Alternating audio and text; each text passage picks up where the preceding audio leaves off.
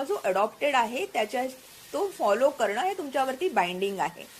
आणि ह्याला जर मला सपोर्ट करायचं असेल तर आपलं कोऑपरेटिव्ह डिपार्टमेंटचं एक 2000चं सर्क्युलर आहे आणि त्या 2000च्या सर्क्युलरमध्ये असं स्पेसिफिकली म्हटलेलं आहे की मेंटेनन्स किंवा सर्व्हिस चार्जेस जे आहेत हे सोसायट्यांनी इक्वल बेसिसवरती शेअर करण्यात यावे. म्हणजे जर समजा तुमच्या बिल्डिंगमध्ये 100 युनिट्स असतील आणि तुमचा खर्च समजा 10,000चा येत असेल तर 10,000 भागिले 100 म्हणजे तुमचा प्रत्येकाकडून जो मेंटेनन्स येणार आहे तो 100 रुपये टुवर्ड्स तुमचं सर्व्हिस चार्जेस किंवा मेंटेनन्स चार्जेस म्हणून कलेक्ट केला गेला पाहिजे.